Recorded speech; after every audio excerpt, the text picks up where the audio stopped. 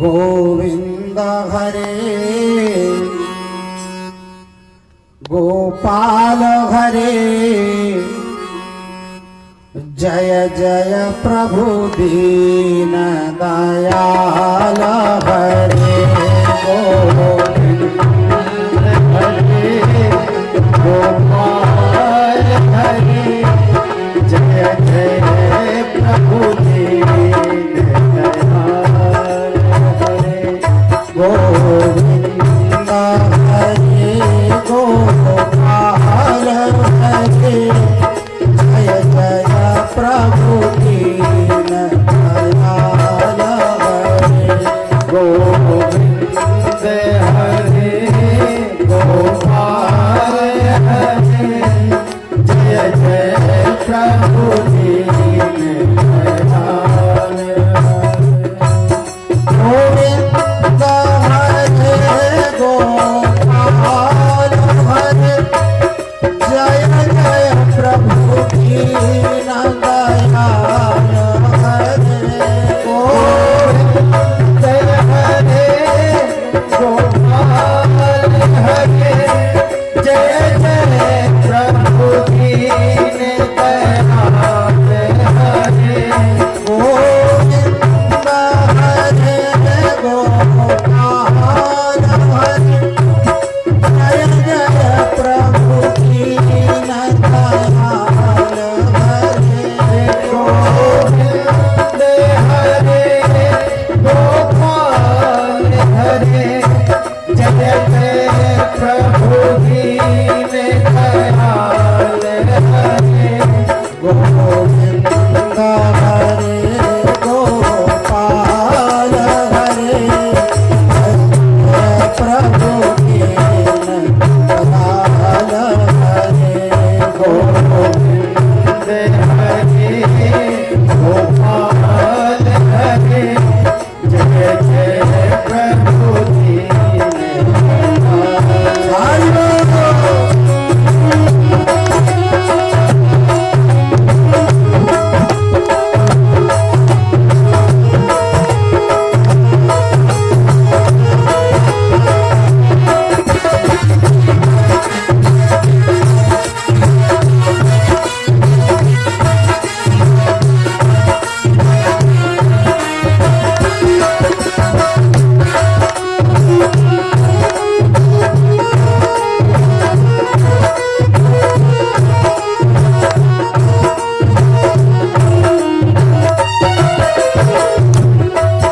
गोविंद हरे गोपाल हरे जय जय प्रभु दीन दयाल हरे गोविंद हरे गोपाल हरे जय जय प्रभु दीन दयाल हरे गोविंद हरे गोपाल हरे जय जय प्रभु दीन दयाल हरे गोविंद हरे ताली बजाइए हरे जय जय प्रभु दीन दयाल हरे गोविंद हरे गोपाल हरे जय जय प्रभु दीन दयाल हरे गोविंद हरे गोपाल हरे जय जय प्रभु दीन दयाल हरे गोविंद नारायण राधे गोपाल नारायण राधे गोविंद नारायण राधे गोपाल नारायण राधे गोविंद नारायण राधे गोपाल नारायण राधे गोविंद नारायण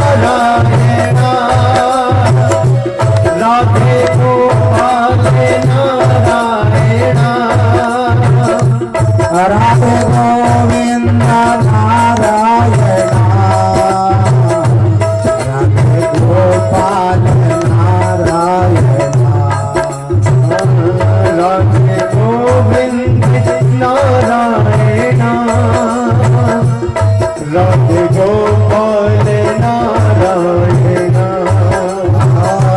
गोविंद हरे गोपाल हरे जय प्रभु दीनदयाल हरे गोविंद हरे गोपाल हरे जय जय प्रभु दीनदयाल हरे गोविंद हरे गोपाल हरे जय जय प्रभु दीनदयाल हरे गोविंद हरे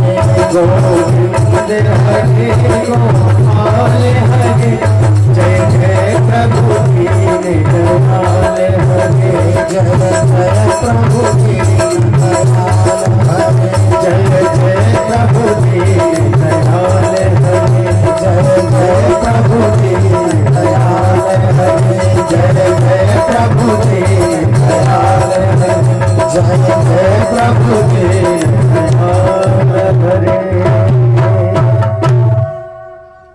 बोलिए सच्चिदानंद भगवान की जय। कल भगवान की कथा गंगा तट पर उपस्थित हुई। भगवान सुखदेव का पदार्पण हुआ और परीक्षित ने मोक्ष के लिए प्रश्न किया। भगवान सुखदेव परीक्षित से कहते हैं कि राजन,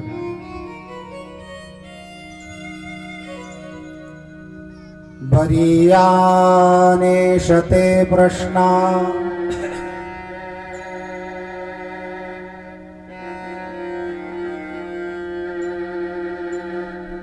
संसार में जन्म सभी लेते और सबको एक दिन मरना भी पड़ता है।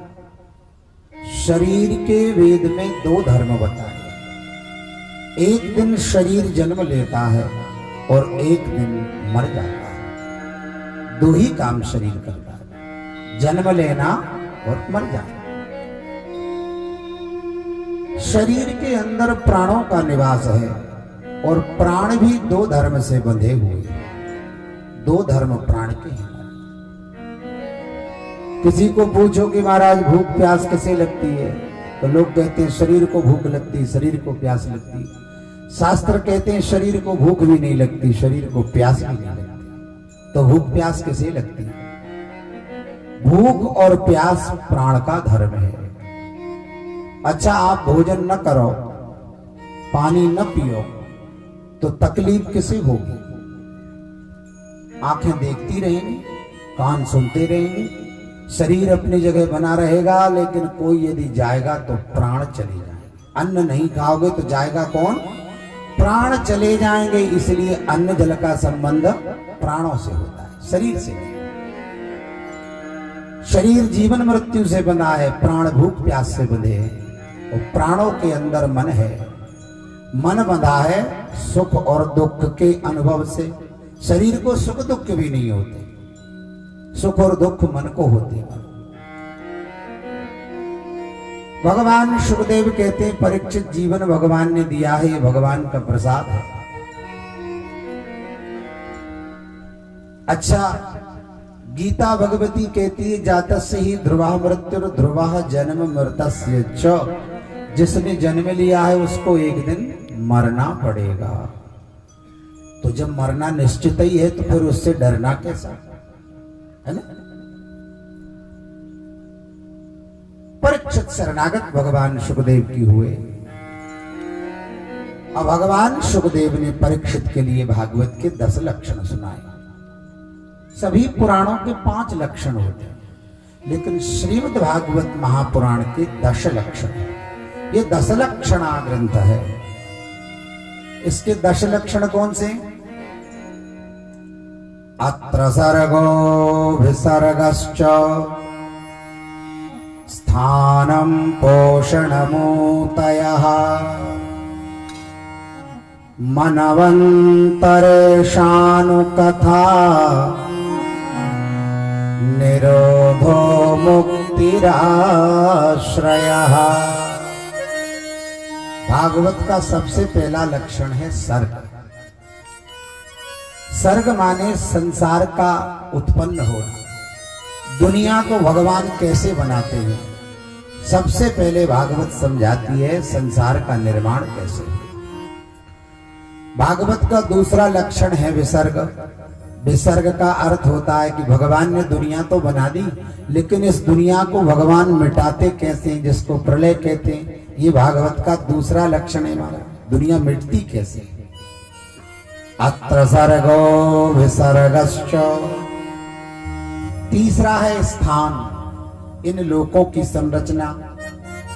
चौथा लक्षण भागवत का पोषण है, सभी जीवात्माओं का भगवान पोषण कैसे करते हैं। पांचवा लक्षण भागवत का ऊती। ऊती का अर्थ होता है कामना, वासनाओं की पूर्ति कैसे होती है। ये भागवत का पांचवा लक्षण है, ऊतयः काम वासना। छठवा लक्षण है मनवंतरों की कथा। ब्रह्मा के एक दिन में 14 मनवंतर होते हैं और प्रत्येक मनवंतर में भगवान का अवतार होता है।